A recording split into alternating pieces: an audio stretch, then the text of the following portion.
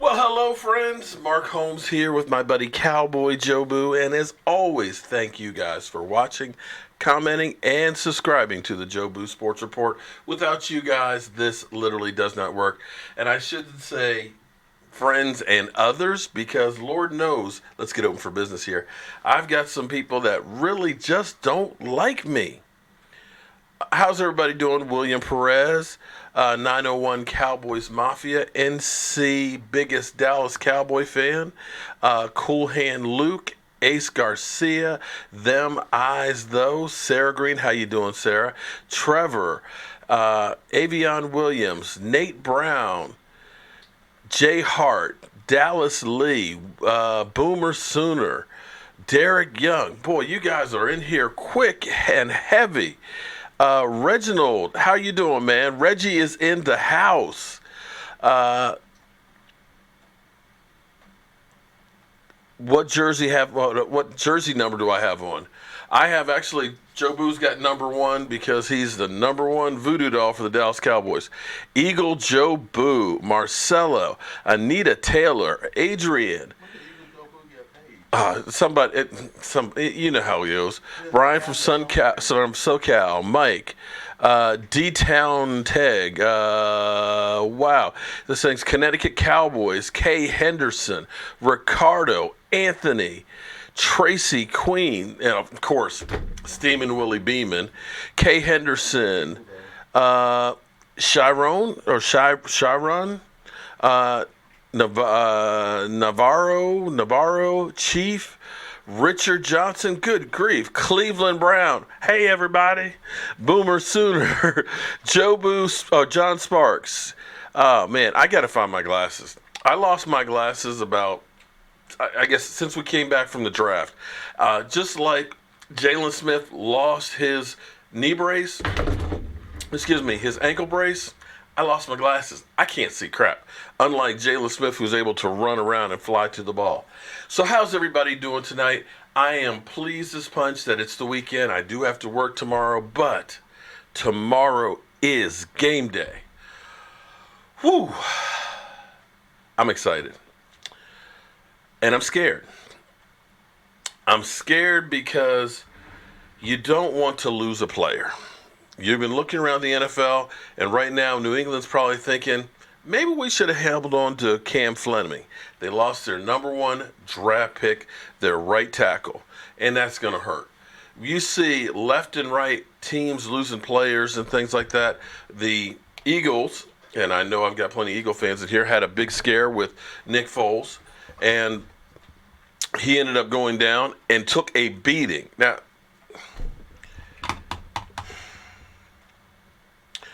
one thing you can count, okay, I'm going to tell you. There's three things you can count on in football. One, New England is going to win their division and make the playoffs. Two, the Cleveland Browns are doo-doo and won't. And three, I am always here. Always. It doesn't matter if I'm at the airport. Doesn't matter if I'm at training camp. Doesn't matter if I'm at my in-laws, if I'm at work. Hell, one of these times I'm going to be on the toilet, but I will still be here every single day. I was here both times when we lost to the Giants a while ago. I was here. Took my medicine. I was here. Actually, I was at the Super Bowl, covering the Super Bowl for you Eagle fans. In fact, shared the joy of some Eagle fans that have been season ticket holders since 1973. And she was happy. Married couple. They were a cute couple and all that. But after all these years, she was so happy that she finally got a ring.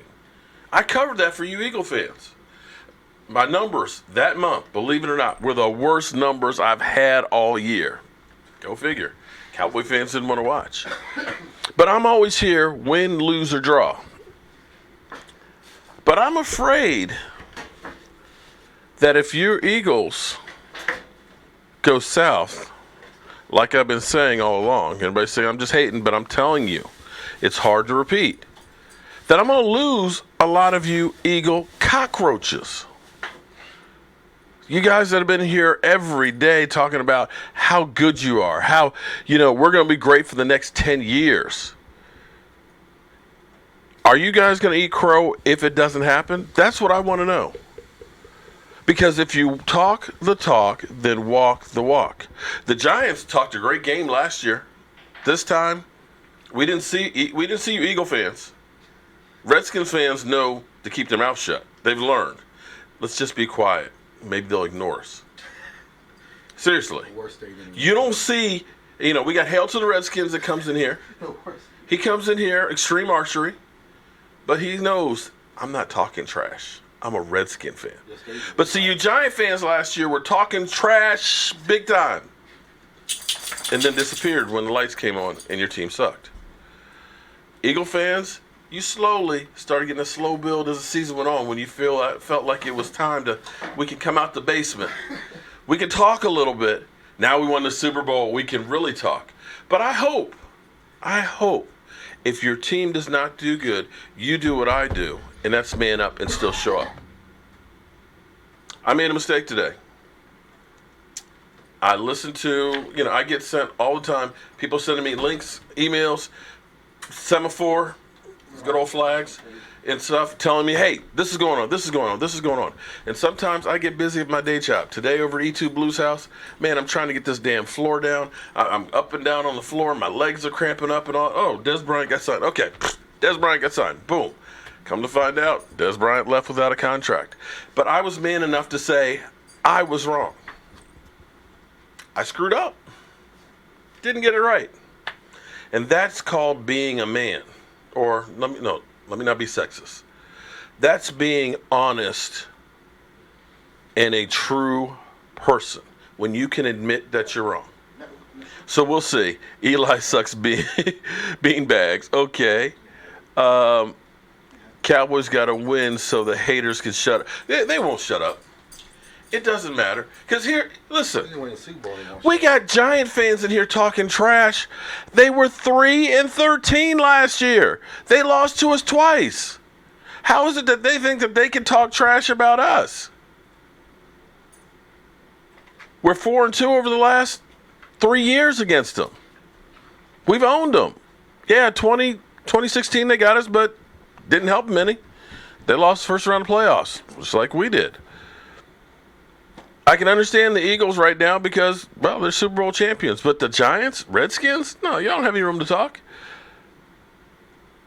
Oh, we got Eli Manning, 2-time Super Bowl. Yeah, okay. Barkley will expose the Cowboys. Okay. With that offensive line, well, we'll see. We'll see Eli Manning 2.0. I guess you made that profile just because of what I said about it. I am sick and tired of hearing 2-time Super Bowl MVP. Yes, you had that.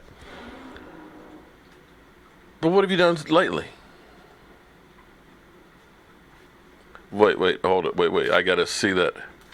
Here we go. Okay, Ian Rappaport, you said that 20 times. You're Ian Rappaport. Okay. All right, so I'm Ian Rappaport. Well, except not getting paid like Ian Rappaport. Giants will go 13-3. Dude, Eli Manning, 2-time Super Bowl MVP. Put the crack pipe down. The Giants will do better just because they were rock bottom last year. But if you think they're going to go 13-3, you must be high. All right, enough with the other teams of the NFC East, okay? We're done. Let's start talking about our Dallas Cowboys. Like I said, preseason scares me. You don't want to lose anybody that's important, but you also need to get work in. And part of the thing I wonder, I think back, I'm old. After leather helmets, that's when I started playing. I think about how much practice we did and how we did practice.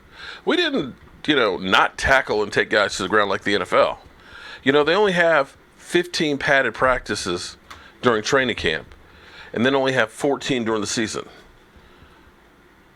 So it's only 29 padded practices. And I don't see the sled work like we used to do. I don't see the tackling, the Tennessee drills, because we went after it. At JMU, Coach Przicki said he wanted it to be like a boot camp. So we were having practice at 7 a.m., didn't have breakfast. We had practice at 7 a.m. for 2 hours. Then we had brunch while we're watching film.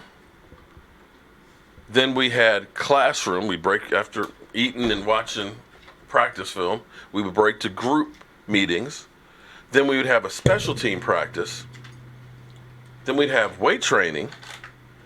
Then we would have an afternoon practice that was full pads. Argentina House, what's up, man? And so this stuff was live. There was no morning walkthrough and no non-tackling. I saw Charles Haley hit a guy so hard in practice, he became a cheerleader. True story. Hit a guy, knocked him the F out, broke a bone in the guy's neck, and they said, if you ever get hit there again, you will be crippled. And the guy became a cheerleader. So I'm sitting there looking at this, but I don't remember us losing players on a regular. You know, we lost Lincoln Woods. You know, he tore his ACL, but that's the only guy I can remember when we were having 2 full contact practices every day for 3.5 weeks. So I'm wondering if the fact that the NFL takes it easy, it's Camp Cupcake, morning walkthrough, and look, don't tackle a guy. If the body just is not used to that full contact because you're going 0 to 60 on Sunday.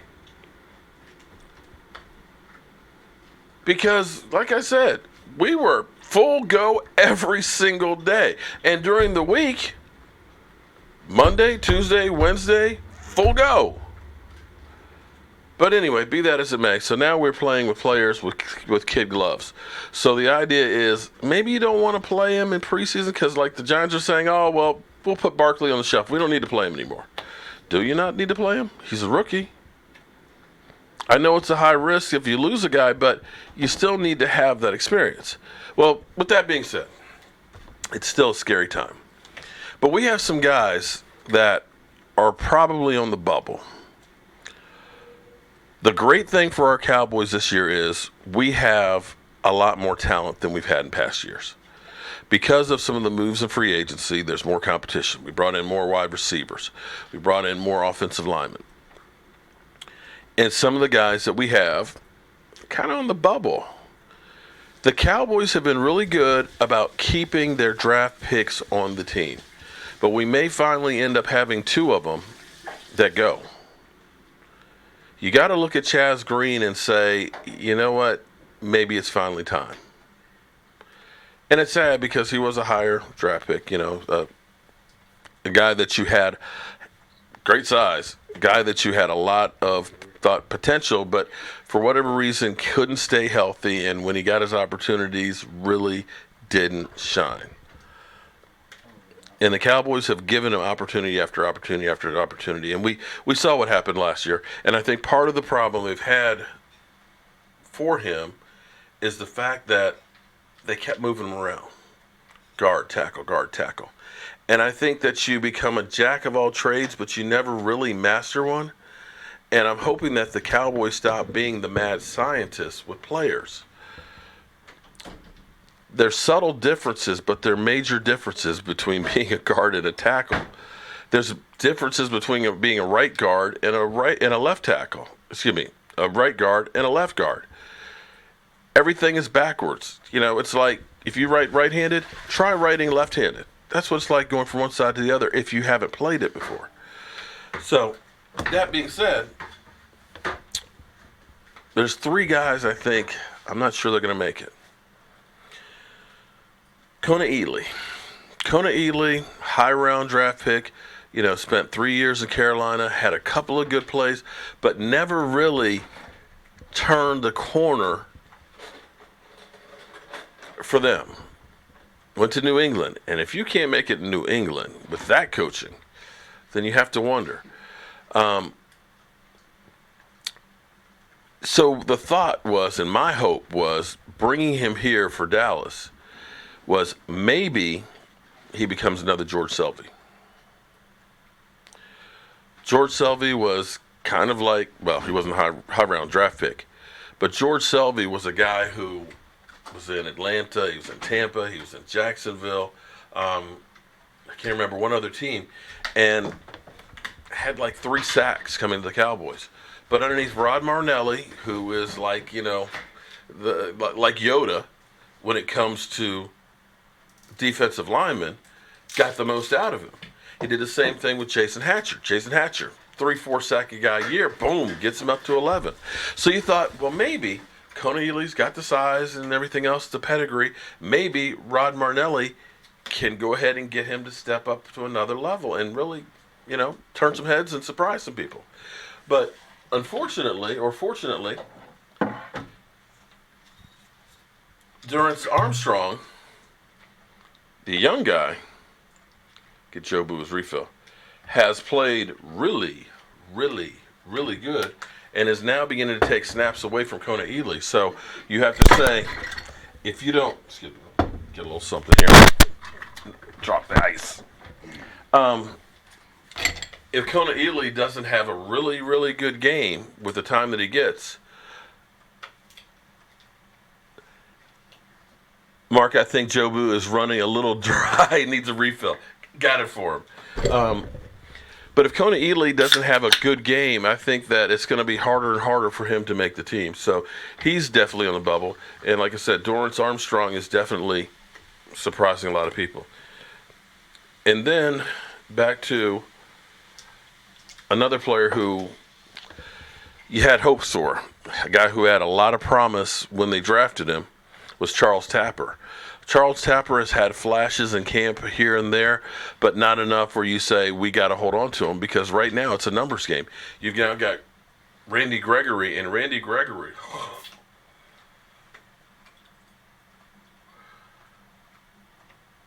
Vosh may be completely right.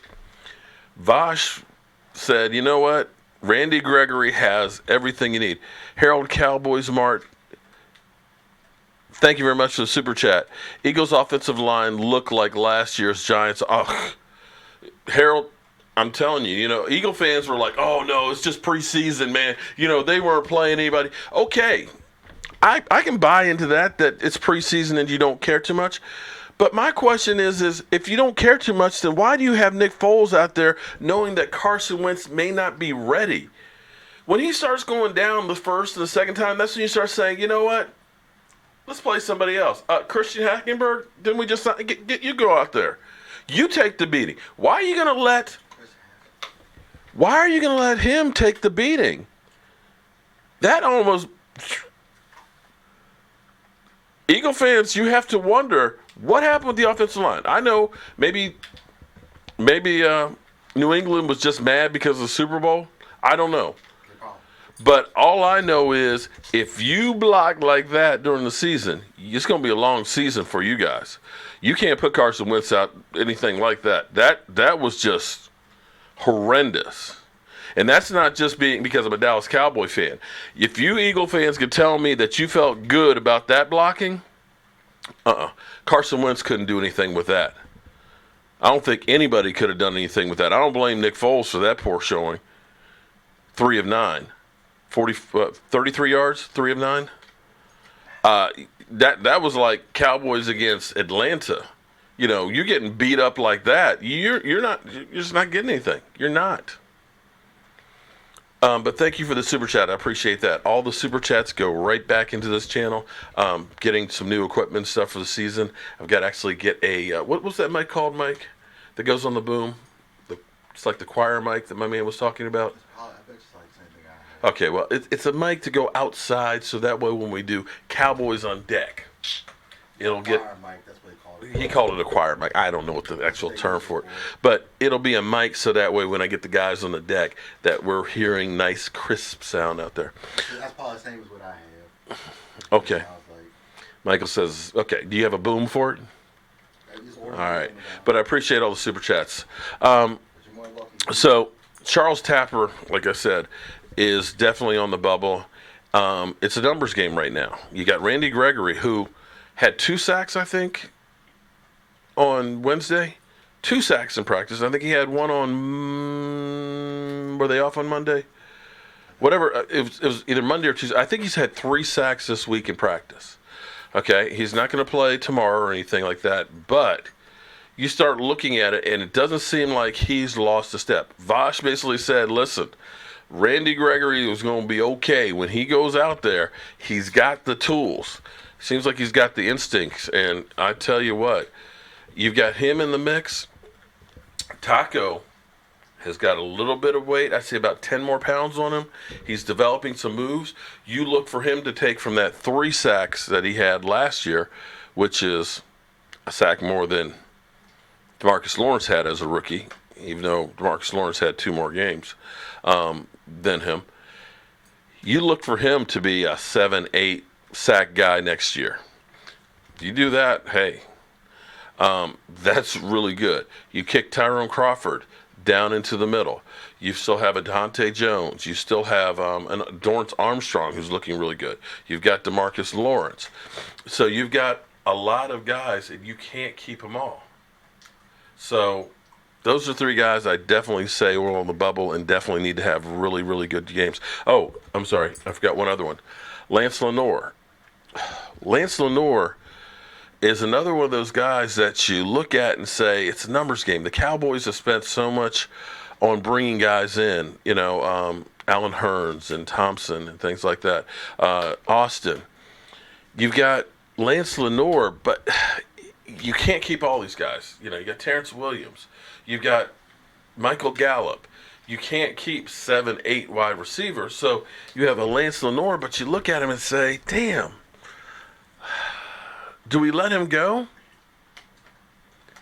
Could he be the next Danny Amendola?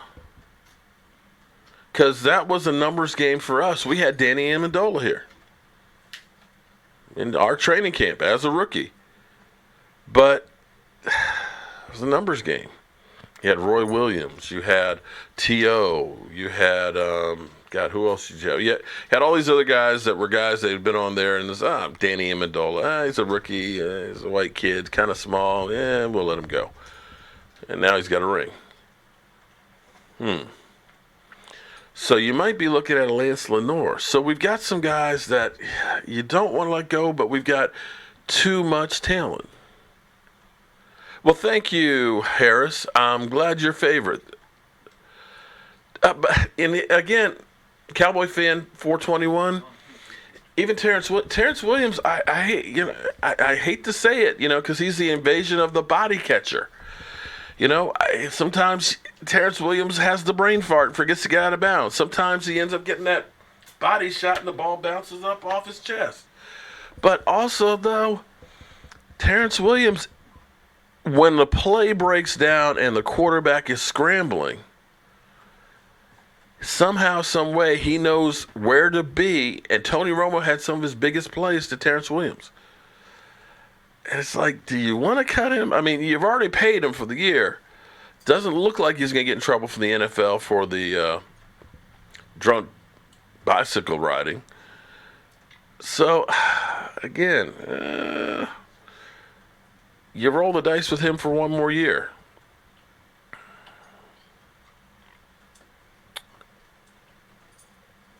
Alan Berman. Okay, see, we still got our Eagles fans in here. I see Alan is back, because Alan was one of those ones that disappeared for a while, but now he's back.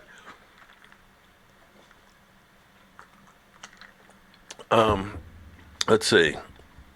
Oh, and I forgot Beasley.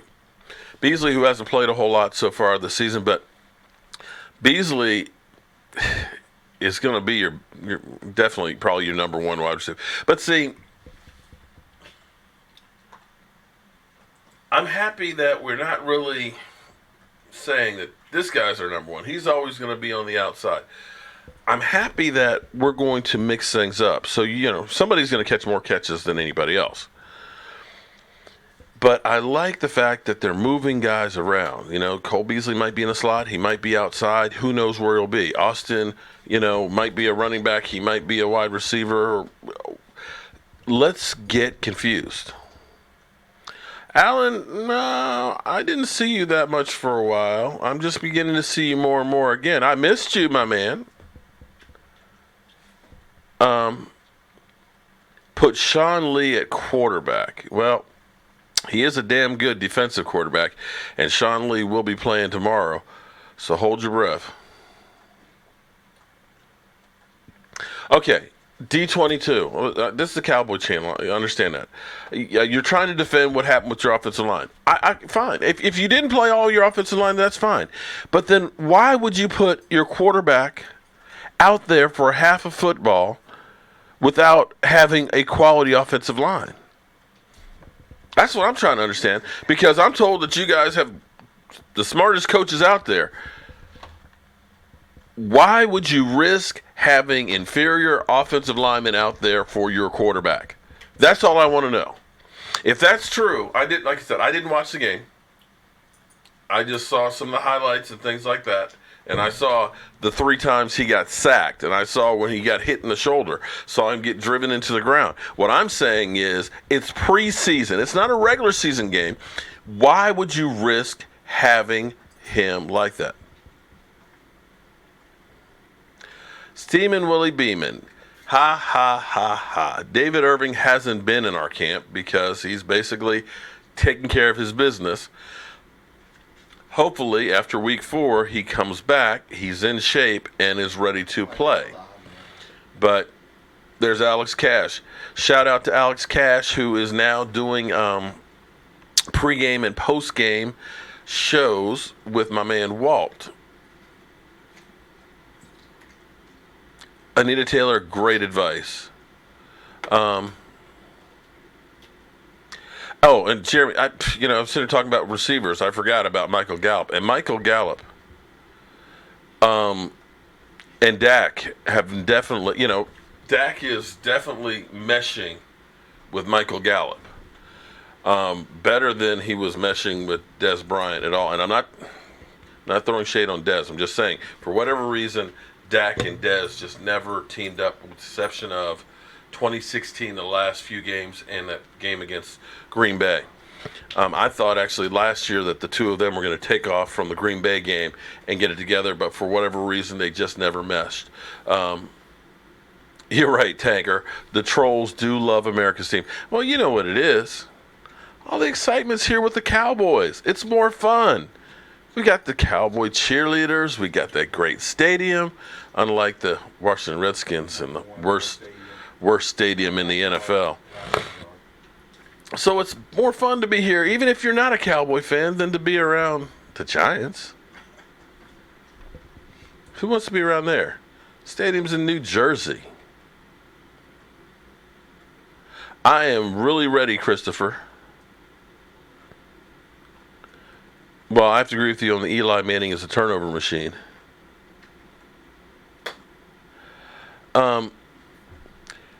Eagles fan for life. Basically, okay.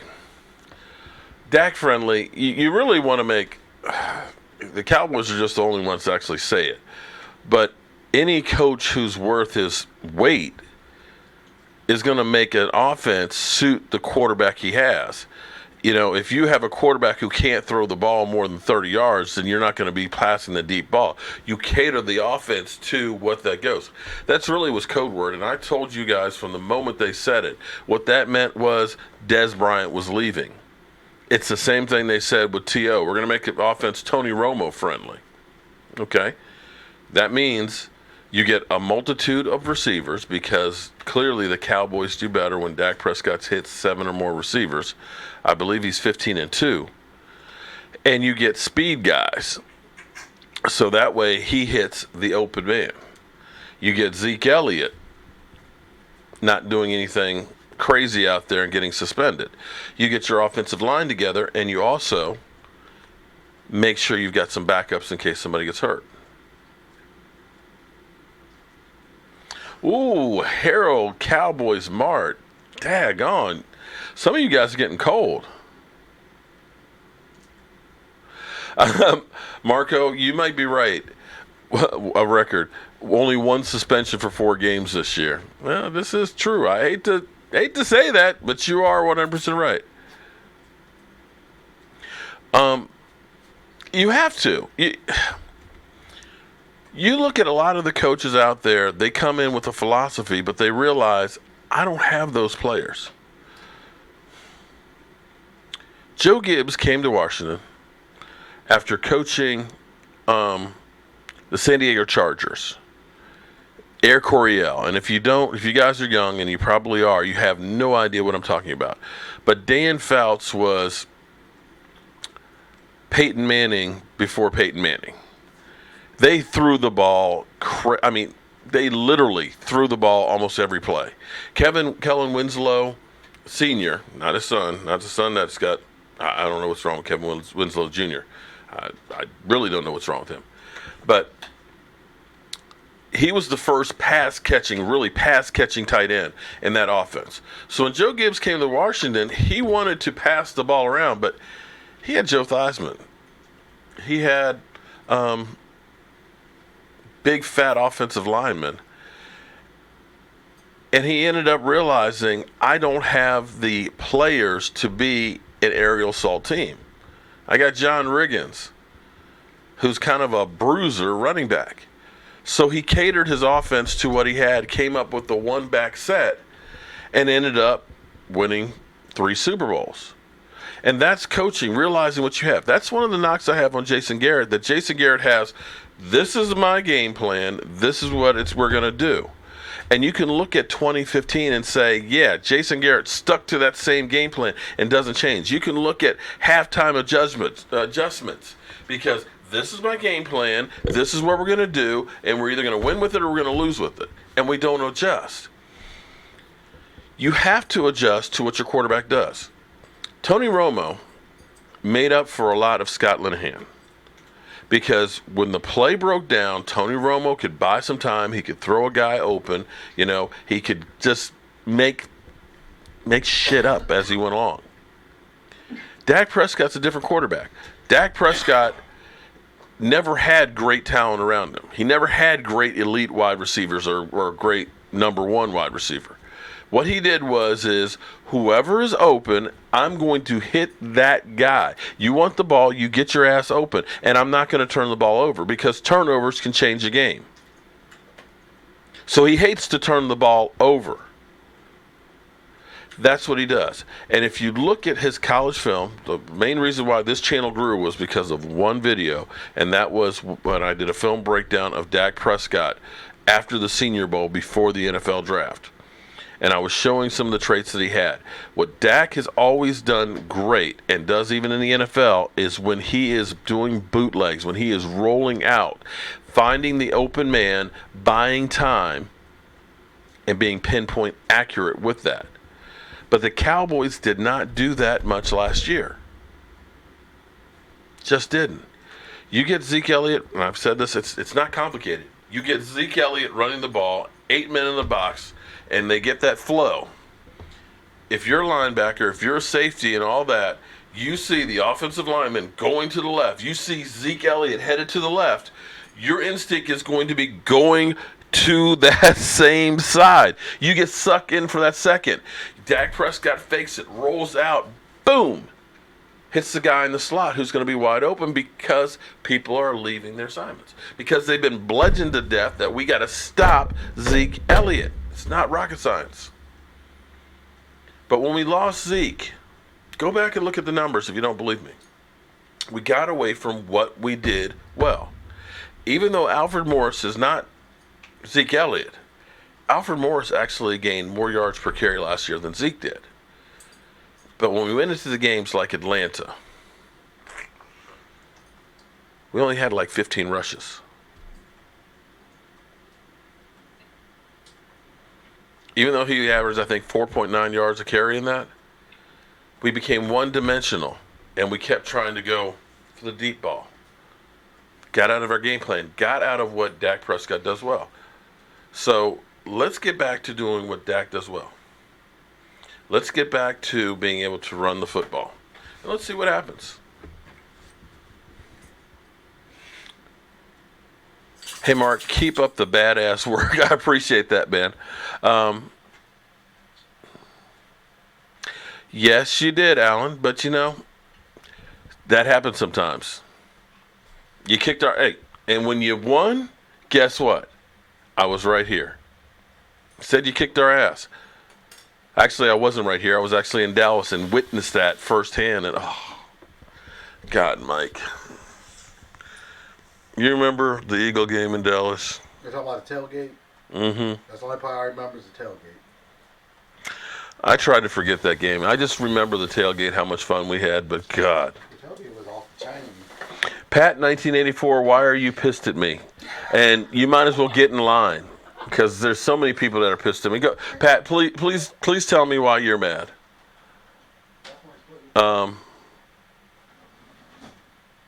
Jeremy, I appreciate it. Jeremy, thanks for Super Chat. Dan Bailey struggled last year at the end of last year. Do you think he'll be okay? Well, he had the pulled groin and came back. And I think from having that pulled groin, his timing was off. The first week in practice, he missed a couple of kicks, and he started saying, uh-oh, do we need to start worrying about Dan Bailey? But the last 2 weeks, he could have kicked from Mars and made it because he was like, boom, dead on. I think he's going to be okay.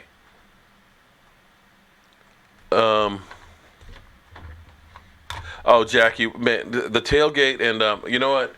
I learned something. Forget trying to live stream when we go ahead and do the meetups and stuff. I'm just going to record it, and then that way I can do it later. Because the thing I screwed up, Jackie, on the tailgates and things like that was not spending time with the great fans that you guys were. I'm sitting here trying to get to let me get everything set up to live stream. Screw the people who aren't there. Let me take care of the people that are there. We're going to be doing that a couple of games, and Joe Boo's chicken wings are going to be on point. But 1984, I'm still trying to find out why. Mike told me you guys aren't coming. That's why I'm pissed. The Carolina game. Oh, that's why. Okay, man. Seattle might be the one to go to. Here's the problem. Not a lot of interest. That's the problem. Here is the problem. That's the main thing.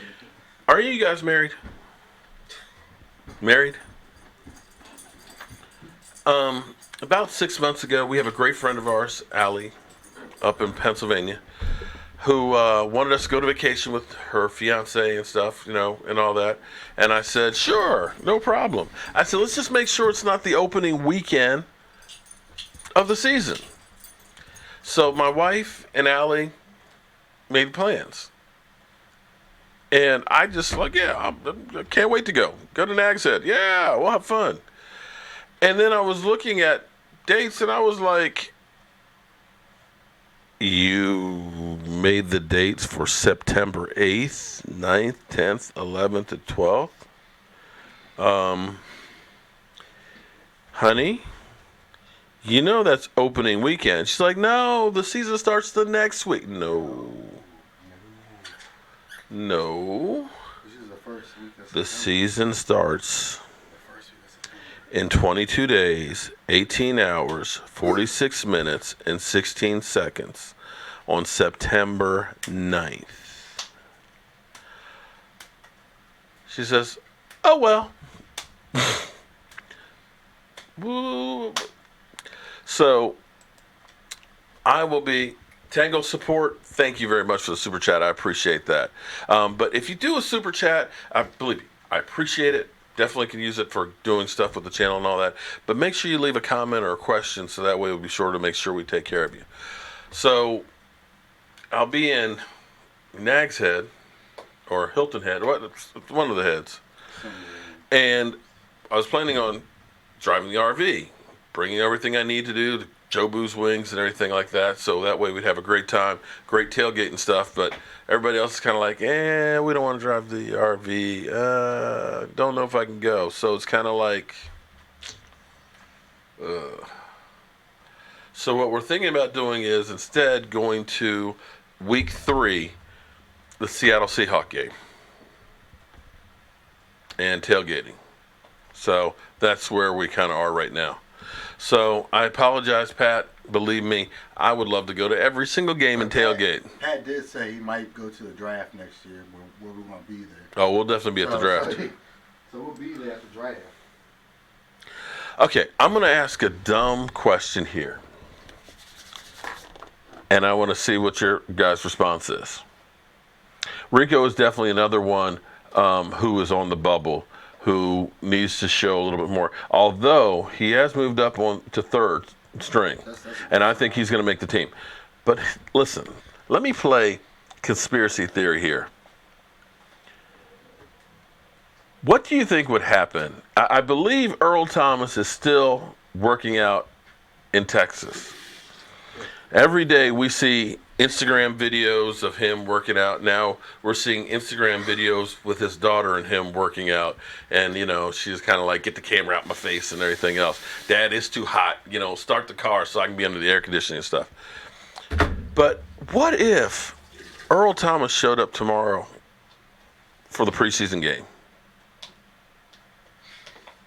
What about week 3? What do you think the chances of that are? What about week 3? Wouldn't that be crazy? Whoa, Jeremy, good God Almighty. What wide receiver do I think is going to be cut, and which one do I think will make it? Oh, boy. Okay. We know Michael Gallup's going to make it. We know Cole Beasley is going to make it. Alan Hearns is going to make it. Terrence Williams is going to make it. I got Lance Lenore. I kind of got him in there. Trayvon Austin's going to be in there. He's more wild. He's that hybrid. Yeah, so he's going to make it regardless. Jesse R. Seattle's not going to take Terrence Williams for Earl Thomas. Come on. You're talking about a future Hall of Fame for Terrence Williams? I mean,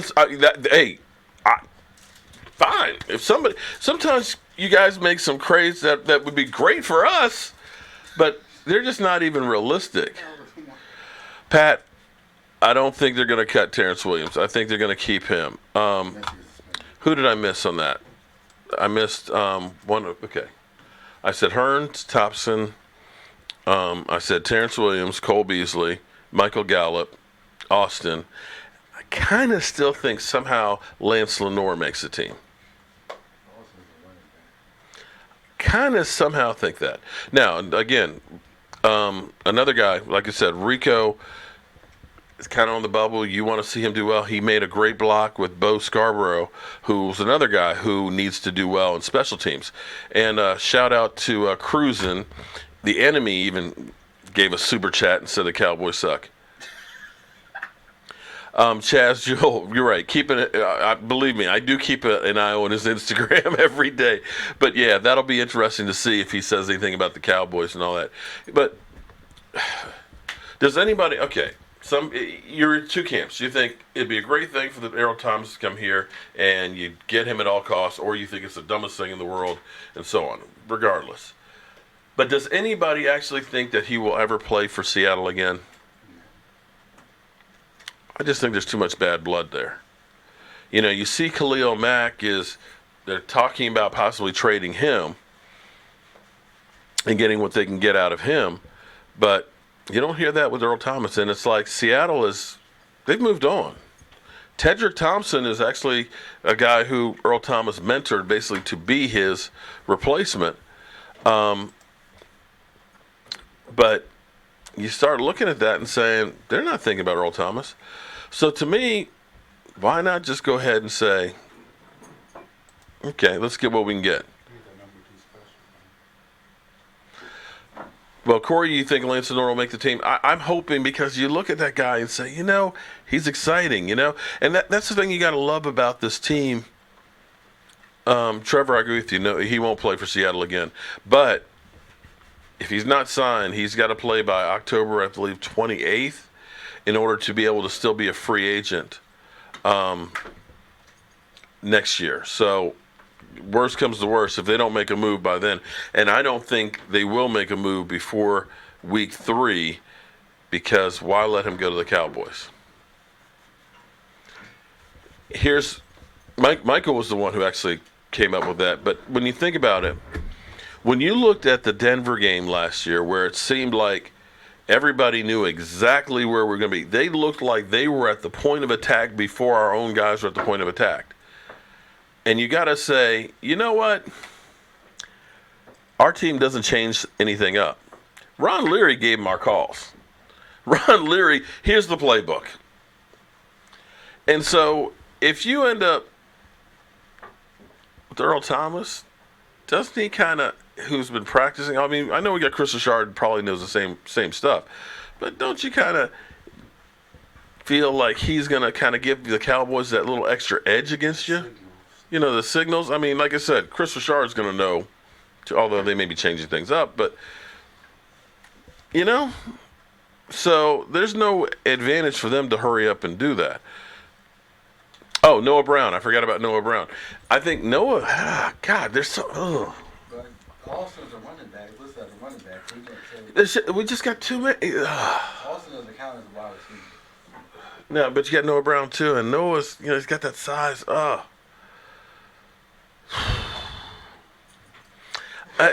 It's tough, man.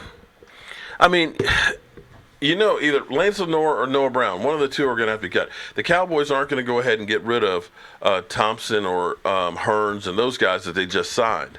Okay, we know that. You're not going to get rid of Cole Beasley. He's your experienced one. Terrence Williams, regardless of what you guys think, Terrence has actually had a pretty good training camp, and he is still a deep threat. So you're looking at Lance Lenore and you're looking at Noah Brown. Maybe one of those guys ends up going on the practice squad, but one of them might get cut. And that's where you look at it and say, damn, we got some real talent that we don't want to let go, but you can't keep them all.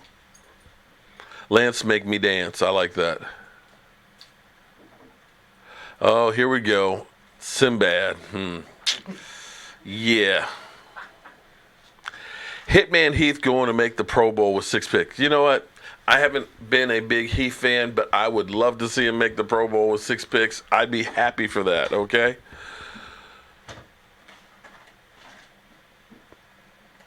One of the coaches will get fired sitting the season, and Noah can block and will make the team. Well, here's the opportunity for guys to make the team. Special teams. If you can do more than just that position,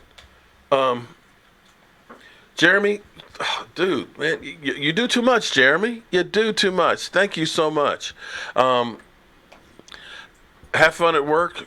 Did I say that? Have a great night at work, man. I appreciate everything that you do, helping out the channel. And I'll see you Monday night or tomorrow. We'll be live streaming during the game tomorrow night. Oh, I can't wait. Mike, don't let me forget to take out chicken wings. We gotta have chicken wings tomorrow. And make sure they don't fall on the floor. Yeah. Roscoe? No chicken wings for you. Well, you have to make sure they don't fall on the floor where you can get them. Damn, dog.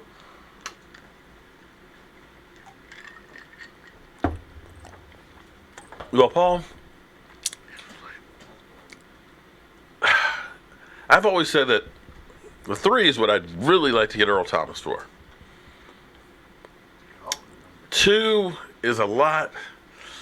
I might be convinced of that because of all the young talent that we have, but I couldn't go any higher than that. Omar, he only missed 3 games last year and still was a Pro Bowler.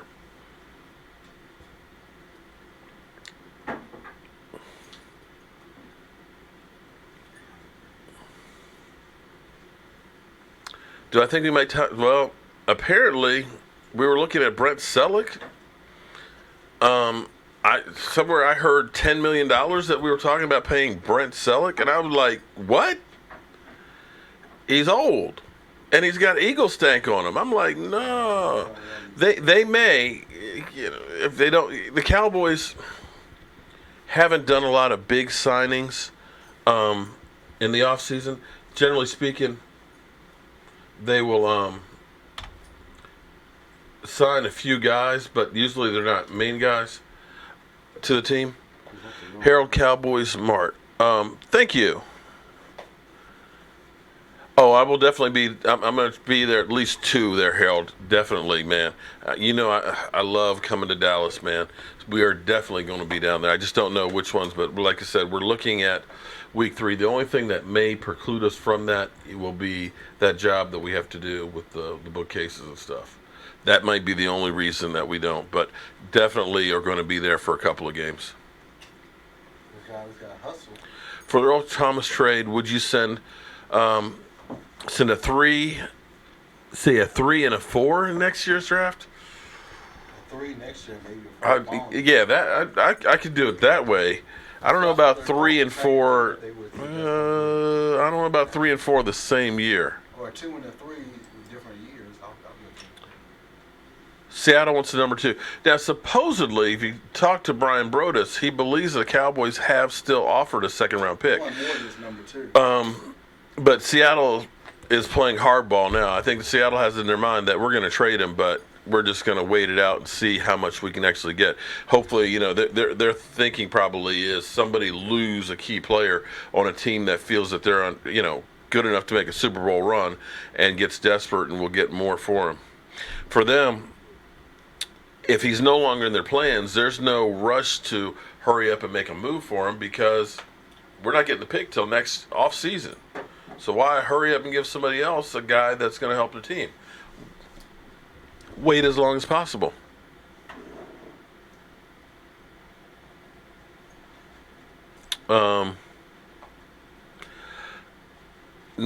Can't move to Texas, man. Everything I got is up here. My parents are up here. My in-laws are up here.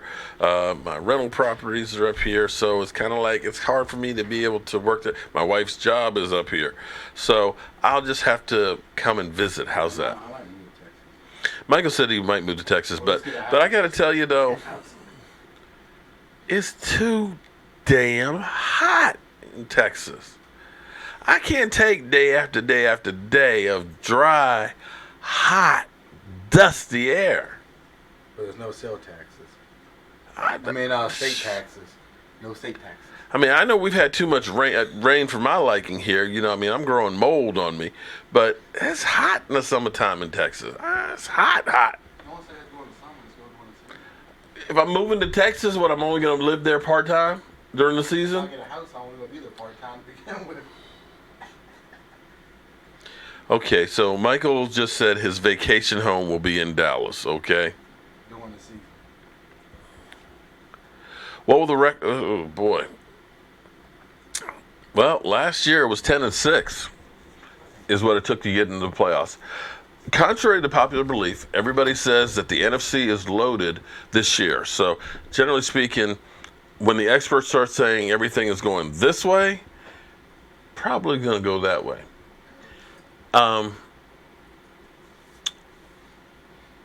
I still think the Rams are not going to be as good. I don't think the Rams and the Eagles, I think those guys, as well as Minnesota, are going to be the 3 guys that definitely go south.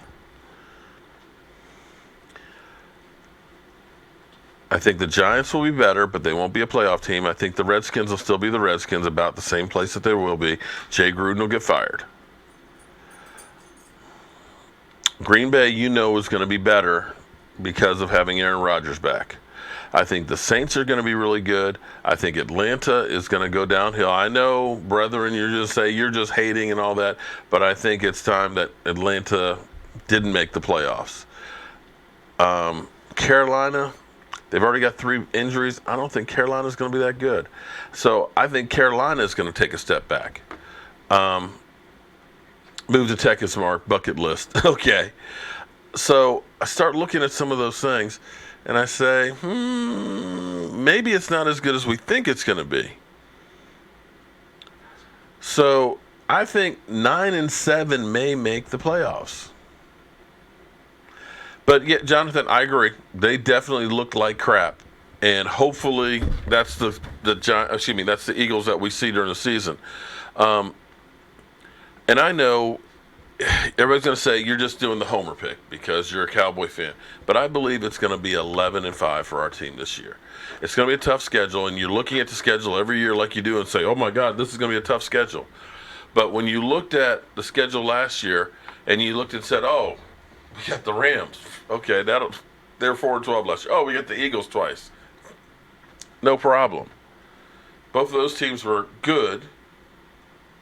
And you look at teams that you thought were going to be good. Oh, Seattle didn't make the playoffs. Oh, Green Bay didn't make the playoffs. So NFL is always in flux. So you don't really know. First game, who wins? Our first game, we play Carolina. You guys know I'm kind of like a stat guy, a numbers geek guy, a trends guy. Jason Garrett has some of the craziest records in Dallas. Records that just kind of make you scratch your head and say, that's completely abnormal. And one of them is years that he's won his first game,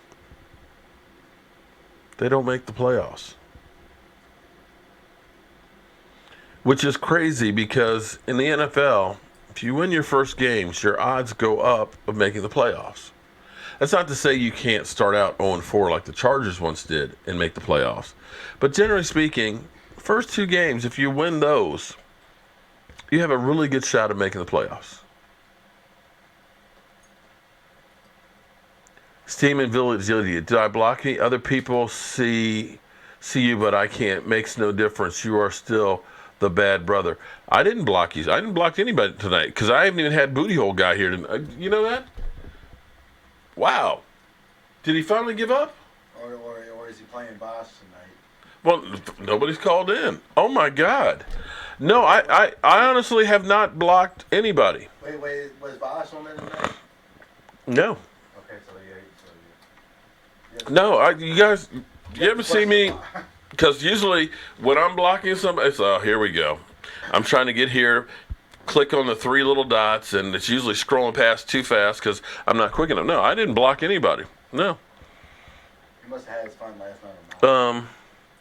But Carolina, they've lost 2 starting offensive linemen and a defensive tackle already. So they're banged up right now. You might be playing them at the right time. So, again, the problem is for our Cowboys is when we've lost the first game and won the second game, boom. 2014, we lost badly to the 49ers. Boom. 12-4.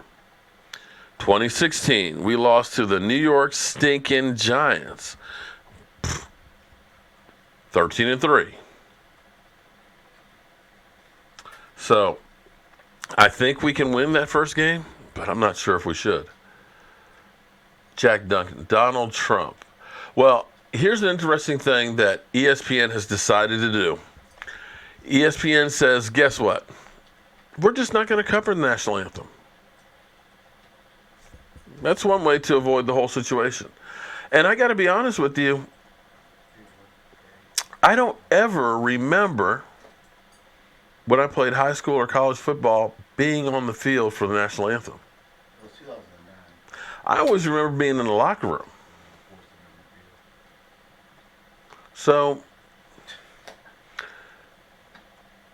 that's one way to take care of that problem, but there's still the other problem that needs to be taken care of. And I wish I had the answer for it. Mark, are we beating North Turner? I hope we're beating North Turner.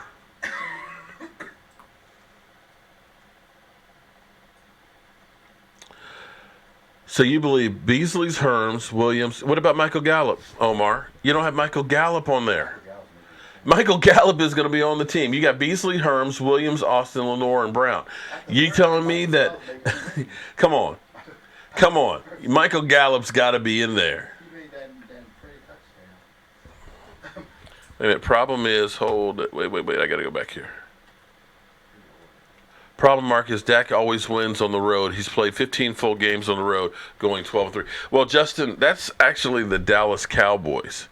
The Dallas Cowboys play better on the road than they do at home. It's crazy, but basically, we're right about at 500 at AT&T. I think 1 or 2 games above since it's been open. Last year, we were pathetic, 3-5. How are you going to lose 5 games at home? 5 games our team lost at home. That's just, that's another video in itself where Jerry Jones is making money hand over fist. But as far as being a stadium other teams fear, that ain't AT&T. But with that being said, guys, it is 10 o'clock. That hour goes by so fast. I appreciate each and every one of you guys who have come in here from Gentry to Omar to Justin to Sheila to Connecticut Cowboys to Dana to Juan to Last Jedi to Daniel, even though he is a Giant fan. Zeke Prescott, Prelot, okay. Jesse, Ted, Sandman, good Lord, Larry Allen. I guess that's not the real Larry Allen. That must be somebody else's. But if it is, shout out to you. I remember seeing you at the Hall of Fame there when you got inducted. DeMarcus and Rowdy Friend. Thank everybody for showing up here tonight and giving me all the support that you guys have been giving me. I could not do this without you guys. Tomorrow night, this time, we will be done with preseason week 2. Hopefully, everybody stays healthy. We see some great football. And as always, I want to thank you guys for watching, commenting, and subscribing to the Jobu Sports Report. And especially thank you for everybody who did the Super Chats. And with that being said, I am out of here.